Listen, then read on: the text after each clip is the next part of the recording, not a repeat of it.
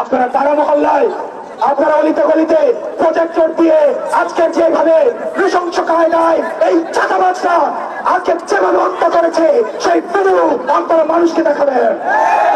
লগি বৈঠা শুরু করেছিল আওয়ামী লীগ, সেটার সিলসিলা এখন বহন করছে। যারা মুজিববাদের নতুন করে ঠিকাদার হয়েছে তারা আবার সেটার সিলসিলা পালন করেছে। বিএনপির শীর্ষ নেতৃবৃন্দকে চ্যালেঞ্জ দিয়ে বলছি, প্রয়োজনে ফেস টু ফেস আমি ডিবেট করতে রাজি। সেদিন থেকে রুবিন ফারহানারা ৩২ ভাঙার জন্য তারা মায়া কান্না জুড়ে দিয়েছে। সেদিন থেকেই বুঝে গিয়েছি যে এই দল চাঁদাবাজদের অভয়ারণ্য পরিণত হয়ে।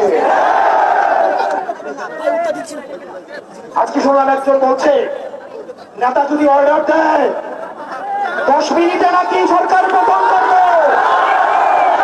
এই 17 বছর কোথায় ছিল?